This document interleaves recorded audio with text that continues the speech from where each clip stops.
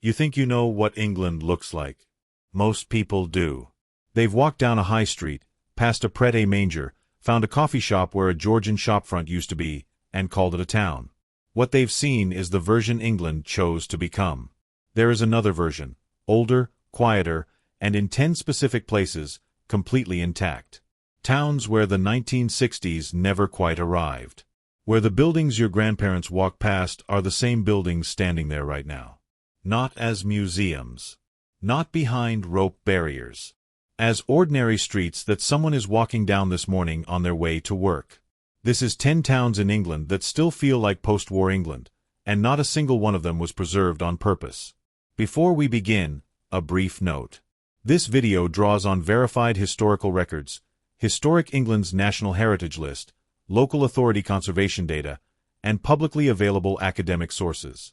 Population figures are from the most recent available census data. Where architectural dating is contested between sources, the most conservative confirmed figure is used. All listed building counts are taken from Wikipedia's entries cross-referenced against the National Heritage List for England. Sometime in the 1960s, England decided it needed to be modern. It tore down market halls. It replaced high streets with ring roads. It covered Georgian frontages with plastic cladding and called it renovation. Most of it worked. Most of England was successfully updated, improved, and made unrecognizable. But not all of it. In 10 specific towns scattered across this country, something got in the way. Not heritage boards. Not conservation officers. Something older and less deliberate than that. Poverty got in the way. Geography got in the way. A single stubborn family got in the way.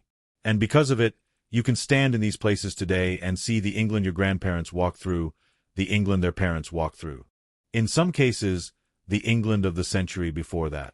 10 towns, ranked from remarkable to genuinely difficult to explain. Each one preserved not because England valued what it had, but because the forces that usually destroy old things, money, growth, ambition, simply never showed up. By the end of this, the concept of a new build is going to feel like a very temporary idea. Number 10. Sandwich, Kent.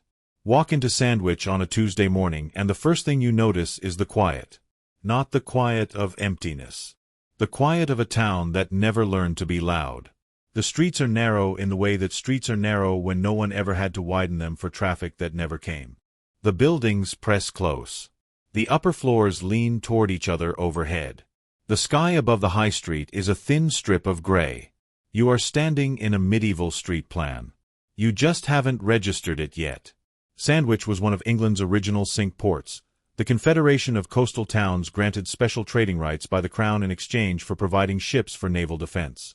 At its height in the medieval period, it was among the busiest ports in the country, with an estimated population of over 3,000 households recorded between 1377 and 1400, according to the Kent Archaeological Society's published research. Edward I sailed from here on military campaigns. That level of activity placed Sandwich among the most commercially significant towns on the southern coast. The harbour silted up. Gradually, across the 15th and 16th centuries, the River Stour deposited enough sediment to make the port impossible for large vessels. The trade that had made Sandwich important redirected itself to Deal, Dover, anywhere the ships could still reach. Sandwich, left behind by its own geography, stopped building. The medieval street layout that exists today is essentially the same layout that existed when the port was active. There was no money to change it, no growth to require it, no prosperity to fund the demolitions that prosperity tends to fund. According to Wikipedia's cross-referenced entry against the National Heritage List for England, Sandwich contains 442 listed buildings, 7 Grade I, 26 Grade II *, and 409 Grade II, within a town whose current population sits at 4,985, according to the most recent census data. That density of protected historic fabric is extraordinary by any measure. Every window replacement is a planning conversation. Every satellite dish is a negotiation. The trade-off is the one nobody mentions at the estate agent. You are not buying a house in Sandwich. You are accepting custodianship of a building the planning authority considers more important than your preferences. Sandwich's preservation was an accident of geography. The next town on this list was held in place by something more specific. the collapse of the very trade that built it entire. Number 9. Ledbury, Herefordshire. Ledbury sits in the valley of the River Leadon in Herefordshire, a detail that matters more than it sounds, and from the right angle it looks exactly like the town on the cover of a book about England that someone's grandmother kept on her shelf for 40 years. The market house standing on its timber stilts above the cobbled street. The medieval gate at the bottom of Church Lane. The half-timbered buildings pressing close on both sides of a lane that has not substantially changed since the 17th century. The church tower visible from the surrounding fields. It does not look like this because someone arranged it. It looks like this because nothing ever came to rearrange it. The market house was built in the early 17th century, with construction records placing its completion around 1617, according to Britain Express and Historic England's listed building entry. It stands on wooden stilts above the market square in a design that was already considered traditional rather than modern at the time it was built. Church Lane behind it, described by the Ledbury Civic Society as unchanged from the 1950s, contains Butcher Row House Museum and Burgage Hall, both of significant medieval origin. The town's population at the 2021 census was 9,109, according to Wikipedia, making it a genuinely small market town in which the listed building density is disproportionately high, with 219 Grade II listed buildings confirmed by the Ledbury Civic Society's own documentation, alongside additional Grade I and Grade II asterisk structures. Ledbury is in Herefordshire, and Herefordshire was not on the route of the Industrial Revolution. The county's economy was agricultural. The coal fields that drove Victorian wealth and Victorian demolition were not here. The railway arrived modestly. There was no economic engine powerful enough to make a developer look at a medieval street of listed timber buildings and see anything other than an obstacle. And so the buildings that a wealthier town would have cleared for a car park are still standing. The same isolation that saved the town also limits it. Young people leave for where the work is. The economy runs on tourism and retirement. The beauty is real. So is the dependency on visitors to sustain the shops that serve the residents. The medieval town survives, but the question of who it survives for is one the residents are still working out. Ledbury was preserved by irrelevance. The next entry survived something more violent. Number 8. Tewkesbury, Gloucestershire. The timber frames on Church Street lean into the street the way old men lean on fences. Not structurally failing. Just adjusted to the weight of years. The abbey rises above the roofline in the way that medieval abbeys were designed to do, to make the surrounding town feel appropriately small. It has been making Tewkesbury feel small for over 900 years. Tewkesbury Abbey was founded in 1087 by the nobleman Robert Fitzhamon, with construction of the current building beginning in 1102 and consecration recorded in 1121, according to the abbey's own published timeline. It survived the dissolution of the monasteries not because of royal favor, but because the townspeople bought it. In 1540, they raised the sum of £453, assessed at the time as the value of the lead on its roof and the metal in its bells, and purchased the abbey from Henry VIII's commissioners to prevent its demolition. That transaction is confirmed by the Tewkesbury Abbey official timeline and multiple independent historical sources. The Norman nave is still standing because of it. The citizens of Tewkesbury bought their own abbey back. Over 100 medieval and early modern timber-framed buildings survive in Tewkesbury's town centre, according to the town's heritage records. The medieval street plan, 3 main streets converging on the abbey, has not been substantially altered. The town sits at the confluence of the Severn and the Avon. It flooded regularly throughout its history, and still does. That geography made large-scale Victorian development impractical. You do not build a factory floor plan around a floodplain. The land that was inconvenient for development was the land the medieval builders had already occupied. The inconvenience preserved it. The 2007 floods were catastrophic. A 1 in 150-year rainfall event, according to the John Moore Museum's published educational resource, overwhelmed the drainage capacity of a town built in a different century for a different relationship with water. Tewkesbury Abbey flooded for the first time in living memory. The residents of the oldest properties on the floodplain do not simply live in historic buildings. They live in historic buildings with flood plans, flood insurance arguments, and the particular anxiety of watching a weather forecast in July. Number 7. Richmond, North Yorkshire. The market square in Richmond is one of the largest in England, and on a winter morning before the stalls set up, it is almost entirely silent. The The cobblestones run in all directions. The Church of Holy Trinity sits in the middle of the square, actually in the middle, surrounded by open space in the way that English town planning stopped doing after the medieval period. The castle keep above the River Swale has been above that river since 1071. Richmond Castle was begun by Alan Rufus, a Breton nobleman who likely fought at the Battle of Hastings in 1066 and began construction at Richmond in 1071, according to English Heritage's published history of the site. The Great Tower dates to around 1150 and stands to approximately 30 meters, confirmed by records at English Heritage and the castle's own documentation. Photographs of Richmond Market Square taken in the 1920s show a space that is recognizably identical to the one that exists today. The buildings, the proportions, the cobblestones, the castle above the river. Nearly a century of photography and nothing has materially changed. Richmond is in North Yorkshire, on the eastern edge of the Yorkshire Dales. The Industrial Revolution moved along rivers and rail lines toward coal and ports. The Dales offered neither in quantities that interested industry at scale. The market town that existed to serve the surrounding agricultural community had no economic reason to reinvent itself. The infrastructure that industrial England needed never arrived, because industrial England never needed to be here. The result is a Georgian and medieval market town so intact that the army has used it for period filming, and the BBC has used its streets as backdrops for productions set a century apart. The economy of a town that never industrialized is a thin one. The beauty of a town that modernity bypassed and the economic hollowness of a town that modernity bypassed are the same thing seen from different angles. Number 6. Stamford, Lincolnshire. Every building in the center of Stamford is built from the same pale limestone.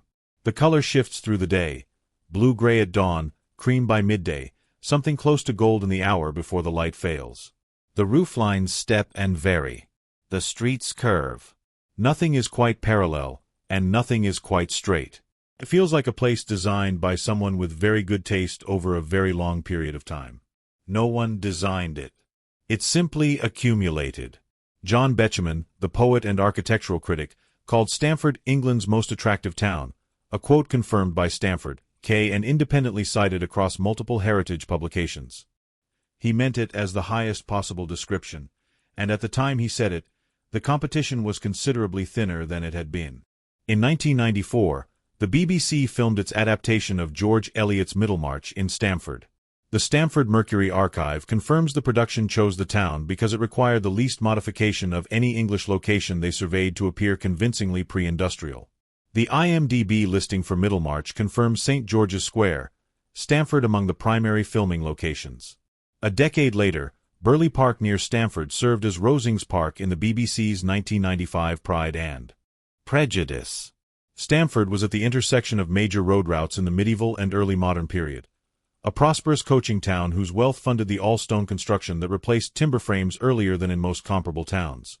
When the railways arrived, landowners and residents objected to the main east coast line running through the town. The main line was routed through Peterborough instead. The coaching trade collapsed regardless, and Stamford, bypassed by the primary engine of Victorian development, fossilized at the exact moment of its greatest architectural completeness. The refusal that was meant to protect the town accidentally preserved it. The beauty has a commute attached to it. Stamford was preserved by a railway line that never came. Number 5. Whitby, North Yorkshire. You climb 199 steps from the harbour to the clifftop. The steps have been recorded in their current location since at least 1370, according to Wikipedia's documented history of the structure, and were originally made of wood until replaced with Sneaton stone in the 18th century. With each step, the modern town recedes below you. By the top, you are standing beside the ruins of an abbey that has been ruined since Henry VIII's commissioners finished with it in 1539. The harbour is below. The North Sea is beyond it. The abbey on the clifftop above Whitby was founded in 657 AD. Abbess Hild, appointed by Oswiu, king of Northumbria, presided over the Synod of Whitby in 664, the assembly that determined whether the English Church would follow the Roman or Celtic Christian calendar. This is confirmed by English Heritage's published history of St. Hild and by the World History Encyclopedia's entry on the Synod of Whitby. It is one of the most consequential ecclesiastical decisions in English history. The ruins of the abbey where that decision was taken are still on the clifftop. Whitby's economy ran on fishing and the whaling trade through the 18th century. Captain James Cook apprenticed here under the Quaker shipowner John Walker, learning his seamanship aboard Whitby coal ships in the North Sea. His ships Endeavour and Resolution were both built in Whitby as colliers, confirmed by the Captain Cook Society's published records. When the whaling industry ended and the railway arrived in 1836, Whitby became a Victorian resort rather than an industrial town. The resort economy required the harbour, the steps, the old town atmosphere. It needed to look like itself. So it did. Tourism preserved what industry might have demolished. Whitby is approximately 45 minutes from the nearest major road connection. In winter, the tourist economy that sustains the old town largely disappears. The businesses that depend on summer to fund the year do their mathematics carefully, and do not always come out ahead. Number 4. Burford, Oxfordshire. The High Street in Burford runs downhill toward the River Windrush, and the descent takes you through 400 years of English domestic architecture without announcement. A 15th-century wool merchant's house. A 17th-century inn. A Cotswold limestone frontage so weathered it has become the same color as the ground it stands on. The doorsteps on the oldest properties are worn concave, not cracked, not chipped, worn smooth and hollow by the accumulated weight of everyone who has passed through before you. You step down into the house through the evidence of all the people who stepped down before you. In May 1649, the final mutiny of the Levellers ended in Burford churchyard. The Levellers were the radical democratic faction within Cromwell's new model army, soldiers who argued for popular sovereignty, religious tolerance, and constitutional reform. 3 of their leaders, Corporals Church, Perkins, and Thompson, were shot against the church wall after a failed uprising. One of the imprisoned soldiers scratched his name into the lead of the font the night before the executions. Anthony Sedley, 1649 prisoner. The deliberate misspelling confirmed by the Burford Church website and the Manor Cottage's historical record. That inscription is still there. The buildings that lined the High Street when those shots were fired are still standing. The wall that absorbed the sound of those gunshots is someone's living room wall today. Wikipedia's entry on listed buildings in Burford confirms the town contains 261 listed buildings, 2 Grade I, 33 Grade II*, and 226 Grade II. The Cotswold wool trade made it wealthy in the medieval period. Its contraction meant the Georgian updates that swept through more prosperous Oxfordshire towns never arrived here at scale. In high summer, the high street that a resident needs to drive down to reach their own home is gridlocked with visitors who have come to photograph that same high street. Your house is someone else's destination. Your morning routine is someone else's content. Number 3. Alnwick, Northumberland.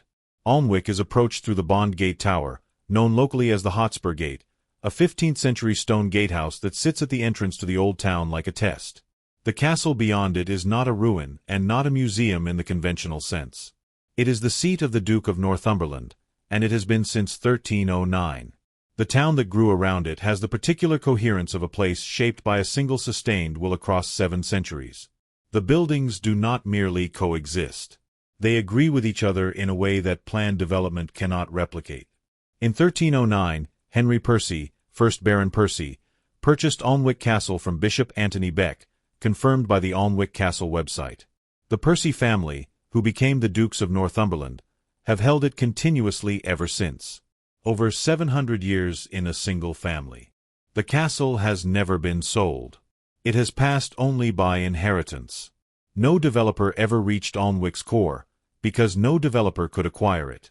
In the 1850s, Algernon, 4th Duke of Northumberland, employed the architect Anthony Salvin in a restoration program that cost £250,000 and ran from 1854 to 1865, confirmed by Wikipedia's article on Alnwick Castle and the Alnwick Castle podcast.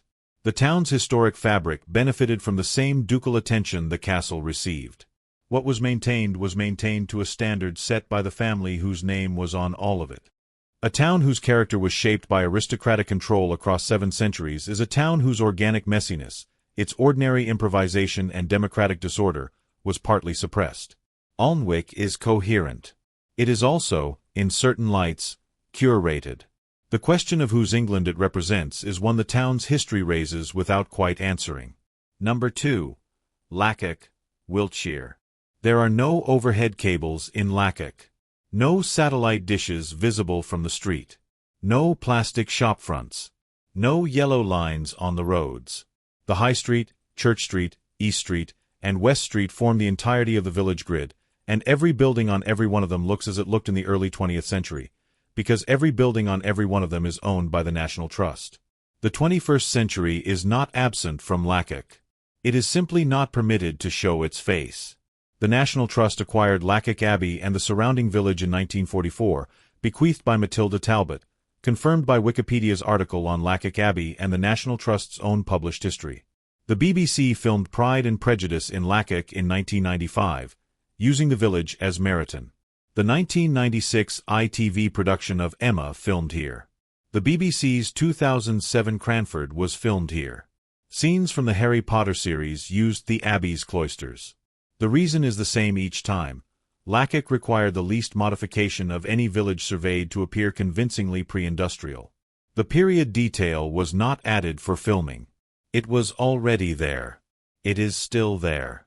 The film crews leave. The village continues. National Trust ownership of an entire village is the most comprehensive form of preservation possible in England.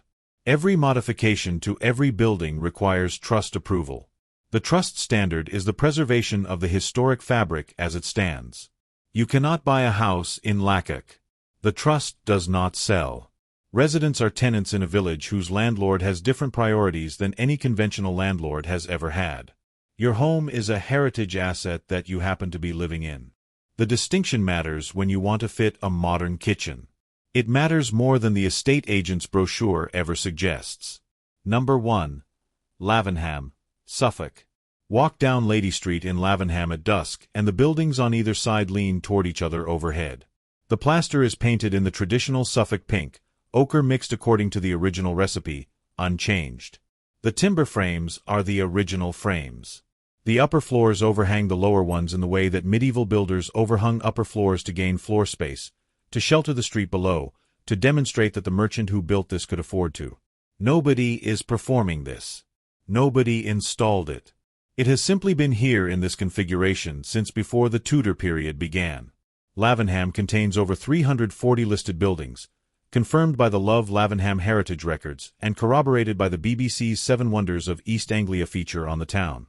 The Guildhall on the Market Square, a late 15th century timber-framed building constructed by the Guild of Corpus Christi, is described by Historic UK as dominating the marketplace as it has since the prosperous years of the wool trade.